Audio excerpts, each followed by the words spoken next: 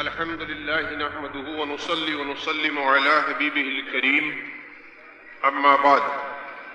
فأعوذ بالله من الشيطان الرجيم بسم الله الرحمن الرحيم ولا تقولوا لمن يقتل في سبيل الله أموات آمنت بالله صدق الله العظيم وبلغنا رسوله النبي الكريم نحن على ذلك لمن الشاهدين والشاكرين والحمد لله رب العالمین۔ باوقار علماء ملت اسلامیہ، معزز سامعین حضرات، اہل سنت والجماعت کی تمام محافل کے دستور کے مطابق اپنے آقا و مولا محمد مصطفیٰ مجتبیٰ مرتضیٰ صلی اللہ علیہ وسلم کی مقدس بابرکت باعظمت سراپا رحمت بارگاہ میں درود و سلام کا نذرانہ پیش کرنے کی سعادت حاصل کریں۔ اللہم صلی علی سیدنا وعلی آل سیدنا وشفیعنا وکریمنا حبیبنا مولانا محمد وبارک وسلم صلاة و سلام علیک یا رسول اللہ۔ اللہ رب محمد صلی اللہ علیہ وسلم وعلی ذبیہ وعالہ ابد الدہر وکرم۔ حضرات، برادر طریقت مولانا علی جان رضوی کا اصرار بسیار گزشتہ 2 سال سے اس فقیر کے ساتھ رہا کہ محرم کے اس موقع پر 10 تاریخ کو اس محفل میں شرکت کی سعادت حاصل کروں۔ انہی کے اصرار بسیار پر یہ فقیر آپ حضرات سے مخاطب ہونے کی سعادت حاصل کر رہا ہے۔ آج ہم اور آپ یہاں پر شہید اعظم امام حسین کو اپنا خراج عقیدت پیش کرنے کے لیے حاضر ہوئے ہیں۔ شہید 2 طرح کے ہوا کرتے ہیں، تمہید کے طور پر عرض کر رہا ہوں، 2 طرح کے شہید ہوا کرتے ہیں۔ علماء اس بات کو خوب جانتے ہیں، ایک شہادت جہری ہوا کرتی ہے اور ایک شہادت سری ہوا کرتی ہے۔ شہادت جہری اس شہادت کو کہا جاتا ہے کہ جب اللہ کا بندہ کلمہ لا الہ الا اللہ کے لیے، اللہ کے رسول کے لیے تلوار کے زور پر دشمنان دین سے جہاد کیا کرتا ہے اور تلوار سے لڑتا ہوا ان کے تیر و نشتر اور ان کے تلوار کے گھاؤ برداشت کرتا ہوا اس کے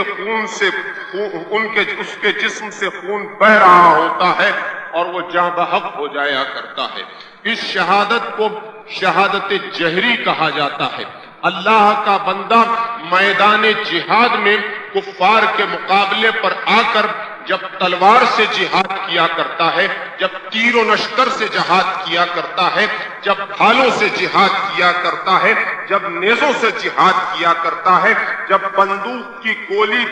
برسایا بھی کرتا ہے اور بندوق کی گولی کو برداشت بھی کیا کرتا ہے، اور اس حالت میں جب اس کے جسم سے خون جاری ہوا کرتا ہے اور اسی خون کے جاری ہونے کے سبب جب اس کا انتقال ہو جایا کرتا ہے تو وہ شہادت جہری کو پایا کرتا ہے۔ یہ شہادت جہری ہوا کرتی ہے۔ ایک شہادت سری ہوا کرتی ہے۔ شہادت سری اس شہادت کو کہا جاتا ہے جب اللہ کا بندہ زہر کے اثر سے جاں بحق ہوا کرتا ہے، یا کسی عمارت کے گر جانے کے سبب اس عمارت میں دبنے کے بعد اس کا انتقال ہو جایا کرتا ہے، یا کسی سواری پر وہ سفر کر رہا ہوا کرتا ہے اور سواری کے حادثے سے 2-4 ہونے کے بعد اس حادثے کے سبب اس کا انتقال ہو جایا کرتا ہے، یا پیٹ کے مرض میں یا طاعون میں اس کا انتقال ہوا کرتا ہے، تو ایسے مرنے والے کو شہادت سری پانے والا کہا جاتا ہے۔ جب ماں بچے کو پیدا کرتے ہوئے انتقال کر جایا کرتی ہے یا نفاس کے عالم میں ہوا کرتی ہے، وہ مدت اس کی پوری نہیں ہوا کرتی اور اسی تکلیف سے اس کا انتقال ہو جایا کرتا ہے، تو یہ شہادت سری ہوا کرتی ہے۔ مگر شہادت جہری دو قسم کی ہوا کرتی ہے۔ شہادت جہری ایک وہ ہوا کرتی ہے کہ جب اللہ کا بندہ تلوار سے جہاد کرتے ہوئے دشمنوں کے مقابلے پر آ کر ان کا خون بہاتے ہوئے اپنا خون بہایا کرتا ہے اور اس کے جسم سے روح پرواز ہو جایا کرتی ہے، ایک یہ شہادت ہوا کرتی ہے۔ اور دوسری شہادت جہری وہ شہادت ہوا کرتی ہے کہ ایک اللہ کا بندہ اپنی زندگی کا مقصد اللہ اور اللہ کے رسول کی رضا کو بنا لیا کرتا ہے، یعنی اس کی زندگی کا مقصد صرف اور صرف دین حق کی تبلیغ کرنا رہا کرتا ہے، یعنی خداوند قدوس کے دین کے پرچم کو دنیا میں لہرانے کا عزم جو لے کر چلا کرتا ہے، اور وہی اس کی زندگی کا مقصد ہوا کرتا ہے، اور اسی کو انجام دیتے ہوئے اس کا انتقال چاہے بخار کے عالم میں ہو یا کسی مرض کے عالم میں ہو، دین کی تبلیغ کرتے ہوئے، جبکہ دین کی تبلیغ سے وہ دنیا کمانا مقصد نہ رکھتا ہو، صرف اللہ اور اللہ کے رسول کی رضا اس کا مقصد ہو، پھر اس کا انتقال کسی مرض سے بھی ہو جائے تو وہ مرض میں مرنے کے بعد بھی شہادت سری نہیں بلکہ شہادت جہری پایا کرتا ہے۔ شہادت سری کے اوپر غالب ہوا کرتی ہے۔ اب شہادت جہری کیا شہادت ہوا کرتی ہے؟ شہادت جہری وہ شہادت ہوا کرتی ہے جو علل اعلان ہوا کرتی ہے۔ جو شہادت علل اعلان ہو اسے شہادت جہری کہا جاتا ہے، اور جو شہادت پوشیدہ ہو اس شہادت کو سری کہا جاتا ہے۔ شہادت سری کہا جاتا ہے رسول کائنات کی بارگاہ میں آئیے، اللہ کے رسول سے زیادہ اللہ تبارک و تعالیٰ کے دین کے پرچم کو لہرانے والا کون ہوگا؟ اللہ کے رسول سے زیادہ ظالموں کے ظلم کو برداشت کرنے والا سوئے زمین پر کون ہوگا؟ اللہ کے رسول سے زیادہ للہیت دین کے معاملے میں رکھنے والا کون ہوگا؟ اللہ کے رسول سے زیادہ تمام اور برائیوں سے دور رہنے والا کون ہوگا؟ جس ذات کو رب العالمین نے مکمل بنایا تھا، جامع بنایا تھا تمام خوبیوں کا، وہ ذات تھی رسول کائنات کی ذات۔ مکہ کی سرزمین پر رسول کائنات نے کافروں کے ظلم برداشت کیے تھے، کافروں نے طرح طرح کے لالچ دیے تھے رسول اللہ صلی اللہ علیہ وسلم کو، دنیا کو رسول اللہ نے ٹھوکروں پہ مارا تھا اور پرچم اسلام کو مکہ کی دھرتی سے لے کر مدینہ کی دھرتی تک اور عرب کی سرزمین سے لے کر عجم کی سرزمین تک لہرایا تھا۔ اب آئیے رسول کائنات کی ذات کو دیکھیے، خیبر کو فتح کرنے کے بعد رسول کائنات دسترخوان پر جلوہ بار ہے، کھانا سامنے لگا ہوا ہے، گوشت رکھا ہوا ہے، اللہ کے رسول نے گوشت کا ایک لقمہ لیا، تناول فرمایا، گوشت سے آواز آئی، یا رسول اللہ ہرگز نہیں، مجھے نہ کھائیے گا کہ فلاں یہودیہ نے میرے اندر زہر ملا دیا ہے، اور یہ زہر اتنا شدید ہے کہ اس زہر کے اثر سے شہادت واقع ہو سکتی ہے۔ اللہ کے رسول نے اپنے ہاتھوں کو روک لیا، وہیں رسول کائنات کی غلامی کا حق ادا کرتے ہوئے رسول کائنات کے ایک صحابی جلوہ بار تھے، انہوں نے بھی ایک لقمہ لیا تھا، رسول نے بھی ایک لقمہ لیا تھا، مگر رسول جب لقمہ کھاتے ہیں تو رسول کائنات کو شہادت اس زہر کے اثر سے اس وقت حاصل نہیں ہوتی، مگر زبان پر رکھتے ہیں وہ صحابی رسول تو جا بحق ہوتے ہوئے نظر آتے ہیں، شہادت کا جام پیتے ہوئے نظر آتے ہیں۔ گوشت نے کلام کیا، یا رسول اللہ مجھے نہ کھائیے گا کہ اس گوشت کو کھانے کے بعد آپ کو شہادت حاصل ہو سکتی ہے، یا رسول اللہ آپ کو ہلاک کر دینے کے لیے، آپ کو شہید کر دینے کے لیے ایک یہودیہ نے میرے میرے اندر زہر ملا دیا ہے۔ اللہ کے رسول نے اپنے ہاتھ کو روک لیا، گوشت نے بتایا کہ فلاں یہودیہ نے زہر ملایا ہے۔ اللہ کے رسول نے اس یہودیہ کو یاد فرمایا۔ جب یہودیہ حاضر ہوئی تو رسول کائنات نے اس یہودیہ سے پوچھا کیا تو نے اس گوشت کے اندر زہر کو ملایا تھا؟ اللہ کے رسول کی بارگاہ میں آنکھوں میں آنکھیں ڈال کر جرأت کرتی ہے بولنے کی اور کہتی ہے کہ اے محمد ابن عبداللہ، میں نے اس گوشت کے اندر زہر کو ملایا۔ سبب کیا تھا؟ یہودیہ نے کہا کہ اے محمد ابن عبداللہ، میں چاہتی تھی کہ اگر آپ دین کی جو تبلیغ کر رہے ہیں، رسالت کا جو دعویٰ کر رہے ہیں، اگر آپ کا یہ دعویٰ غلط ہے اور آپ نبی نہیں ہیں تو اس زہر کو کھانے کی بنیاد پر آپ کو ہلاک ہو جانا چاہیے اور آپ کے فتنے سے قوم کو نجات مل جائے گی۔ اور اگر آپ نبی ہیں تو نبی کی شان یہ ہوا کرتی ہے زہر وہ کھاتا ہے مگر زندہ رہا کرتا ہے۔ نعرہ تکبیر، نعرہ رسالت، خاندان اعلی حضرت، امیر اعلی حضرت حضرت علامہ جمال آقا صاحب قبلہ۔ صحابی رسول جام شہادت کو پی چکے تھے، رسول کائنات نے حکم فرمایا میرے غلام کی ہلاکت کے عوض میں اس یہودیہ کا سر قلم کر دیا جائے۔ یہودیہ کو موت کے گھاٹ اتار دیا گیا۔ اللہ کے رسول کی شہادت کی ذمہ دار وہ یہودیہ تھی۔ اب آئیے رسول کائنات کی بارگاہ کو ذرا قریب سے دیکھتے چلے جائیے۔ جب رسول کائنات کا اس دنیا سے دنیا فانی سے رخصت ہونے کا وقت آیا، ایک لمحہ کے لیے انبیاء کو بھی اجل آنی ہے، مگر ایسی کہ فقط آنی ہے اور پھر اسی آن کے بعد ان کی حیات مثل سابق وہی جسمانی ہے۔ رسول چلے، آقا چلے، مولا چلے، داتا چلے، دونوں عالم کے مالک و مختار ایک لمحہ کے لیے اس دنیا فانی سے بلندی کی طرف پرواز کر رہے ہیں، اپنے رب العالمین کی بارگاہ میں حاضر ہونے جا رہے ہیں۔ تو جب رسول کائنات سے انتقال کا وہ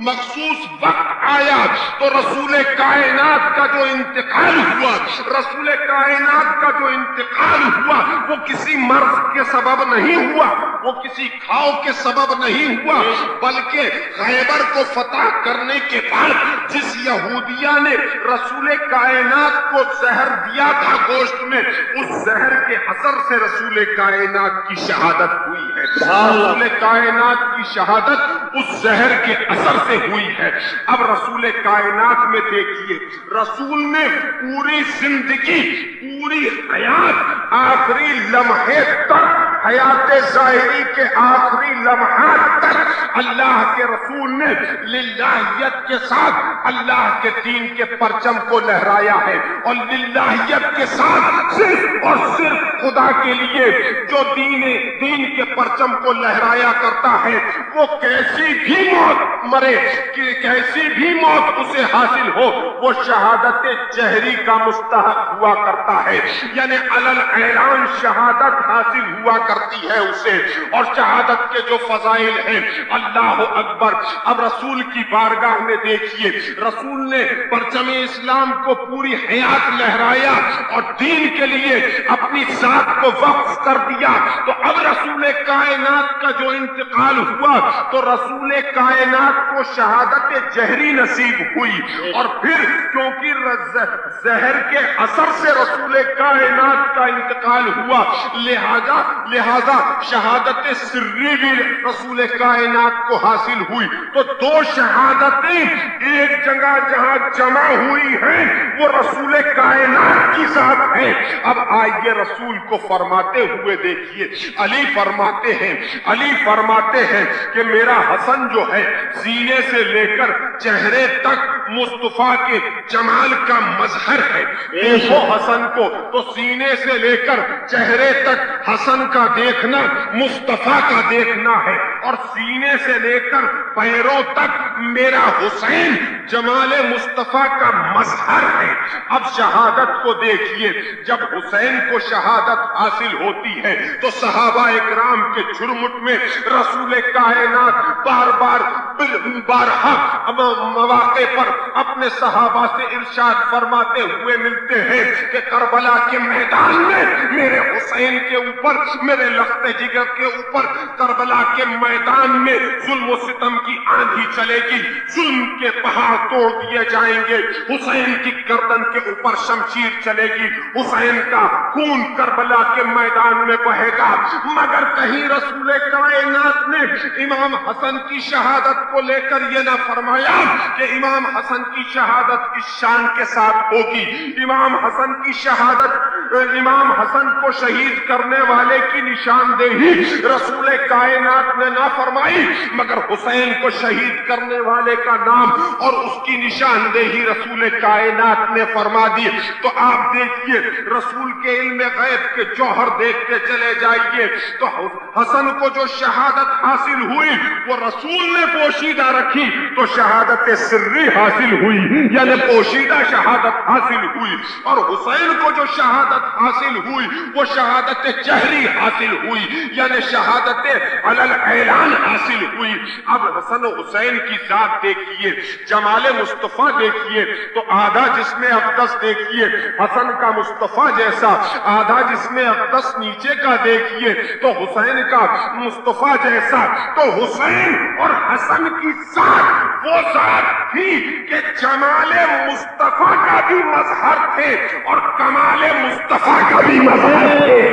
سبحان اللہ, سبحان نعرہ تکبیر, نعرہ رسالت, شہید اعظم خاندان اعلی حضرت. سبحان اللہ. ہم شبیہ ہونے کی بنیاد پر جمال مصطفیٰ کا مظہر اور شہادت جہری اور شہادت سری کی بنیاد پر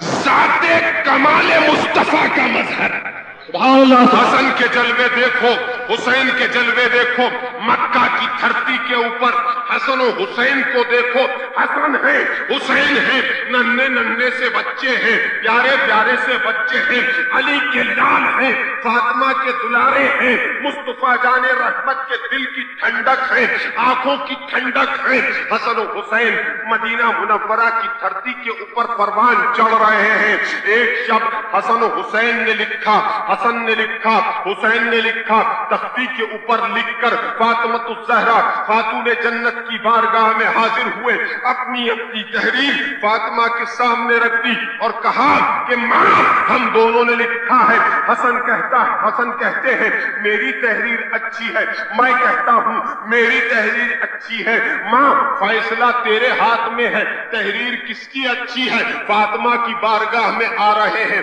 اس فاطمۃ الزہرا خاتون جنت کی بارگاہ میں, فاطمہ کی بارگاہ میں حسن و حسین آ رہے ہیں. شہزادے اپنی ماں کی بارگاہ میں آئے, اور کس ماں کی بارگاہ میں آئے؟ اس ماں کی بارگاہ میں آئے جو خدیجۃ الکبریٰ کے بطن اقدس سے رسول کائنات کے گھر میں آئی تھی, اور فاطمہ کی شان کے ساتھ رسول کائنات کے گھر میں تشریف لائی تھی. فاطمہ جب رسول کائنات کے گھر میں تشریف لا رہی ہے تو عالم یہ ہے کہ اللہ کے رسول نے ابھی دعوی نبوت نہ فرمایا ہے, ابھی اعلان نبوت نہ فرمایا ہے. رسول کی جوانی ہے کہ جوش پر ہے. خدیجہ کے ساتھ رسول کائنات نے عقد فرمایا ہے. جب فاطمہ کے آنے کا وقت آیا, دنیا میں تشریف لانے کا وقت آیا, تو خدیجہ نے قریش مکہ کی عورتوں سے کہلوایا کہ اے قریش کے گھرانے کی عورتوں, زچہ خانے کے انتظام کے لیے آ جاؤ. قریش کی عورتوں نے کہا تھا ہرگز نہیں اے خدیجہ، ہرگز نہیں، تو ایک امیر گھر کی عورت تھی، تیرے پاس دولت کی کمی نہیں تھی، تیرے پاس سرمایہ کی کمی نہیں تھی، تیرے پاس عزت کی کمی نہیں تھی، تیرے پاس شہرت کی کمی نہیں تھی۔ ہم نے تجھ سے منع کیا تھا کہ محمد ابن عبداللہ سے نکاح نہ کر، محمد ابن عبداللہ کی زوجیت کو قبول نہ کر، مگر تو نے امیر گھرانے کے رشتوں کو ٹھکرا دیا، تو نے تخت و تاج والوں کے رشتوں کو ٹھکرا دیا، تو نے جاہ و جلال والوں کے رشتوں کو ٹھکرا دیا، تو نے عزت داروں کے رشتوں کو ٹھکرا دیا، تو نے بات والوں کے رشتوں کو ٹھکرا دیا۔ اے خدیجہ، تو نے خود ہی تو در یتیم کے رشتے کو پسند کیا تھا، تو نے خود ہی تو ابو طالب کے پالے ہوئے اس محمد کے رشتے کو پسند کیا تھا۔ جب فقیری اور درویشی کو تو نے خود ہی پسند کیا ہے تو اے خدیجہ، ہم تیری اعانت کے لیے، تیری مدد کے لیے نہیں آئیں گے، زچہ خانے کا انتظام ہم نہیں سنبھالیں گے۔ اب میں کہتا ہوں میری عقیدت نہیں، حقیقت کہتی ہے کہ خدا کی قسم اگر خدیجہ نے دعوت دی تھی اور قریش مکہ کی ان کافر عورتوں نے فاطمہ کی آمد پر آنے سے انکار کر دیا تھا تو اس کا سبب یہ نہیں تھا کہ عورتوں نے مصطفیٰ جان رحمت سے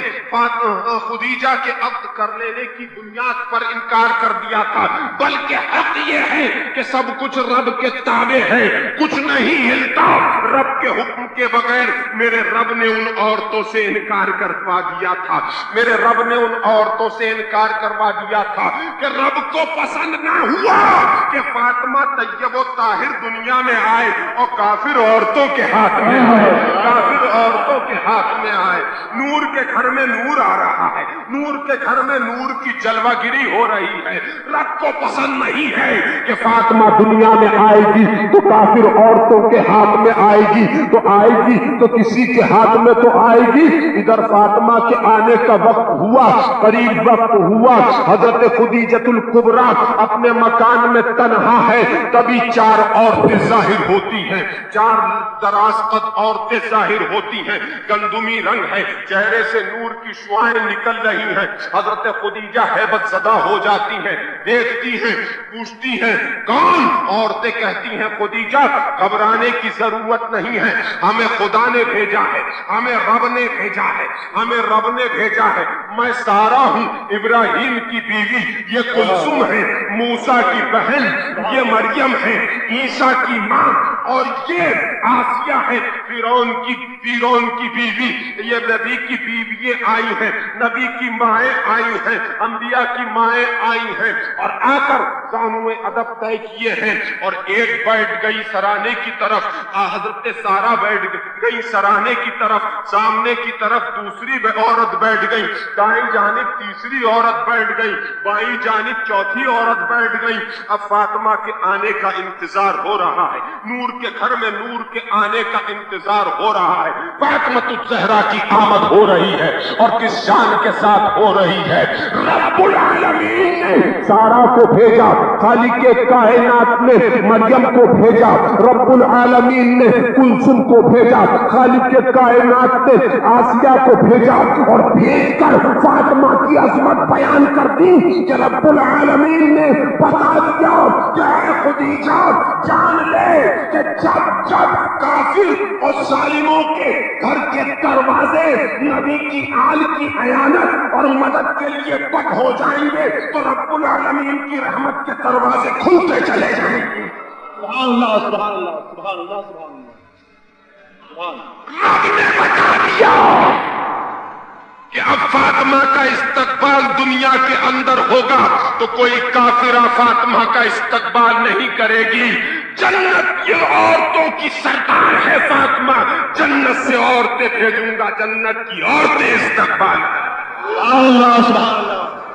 فاطمہ دنیا میں آئی ہیں، آج کسی کے گھر میں بچہ پیدا ہوتا ہے تو گندگی گندگی نظر آتی ہے، 40 دن تک عورت کو پاک نہیں سمجھا جاتا، جب تک نفاس کے عالم میں عورت رہا کرتی ہے عورت ناپاک ہوا کرتی ہے، رب کا نام نہیں لے سکتی، اس میں جلالت نہیں لے سکتی، کلمہ لا الہ الا اللہ بلند آواز میں نہیں پڑھ سکتی، یعنی اس میں جلالت بھی ہے، نبی کا نام بھی ہے، سجدے میں گر کر اپنے رب کی بڑائی نہیں بیان کر سکتی، یعنی نماز ادا نہیں کر سکتی، فرض ادا نہیں کر سکتی، کیوں؟ اس لیے کہ ناپاکی کی حالت میں ہے۔ آج اگر کسی کے گھر میں بچہ پیدا ہو تو گھر میں ناپاکی پھیلتی ہوئی نظر آئے، نور کے گھر میں نور آ رہا ہے، فاطمہ آ رہی ہے تو خون نظر نہیں آ رہا ہے، نور ہی نور نظر آ رہا ہے، نور ہی نور نظر آ رہا ہے۔ اور کیسا نور آیا کہ ادھر فاطمہ رسول کائنات کے گھر میں آئی تو پورا گھر مہکتا ہوا نظر آ رہا ہے، پورا گھر نور سے روشن نظر آ رہا ہے۔ اور فاطمہ کی نور تو کیسا نور تھی، توجہ میری طرف رکھیے حضرات، فاطمہ کے نور کے جلوے دیکھیے، فاطمہ کی ذات کو دیکھیے، فاطمہ کی عظمت کی بلندیوں کو دیکھیے۔ ہمارے آپ کے سب کے باپ آدم علیہ السلام جنت کے باغوں میں ٹہل رہے ہیں، ہماری آپ کی سب کی ماں حضرت حوا آدم علیہ السلام کے ساتھ ہیں، میاں بیوی دونوں، ہم سب انسانوں کے ماں، اور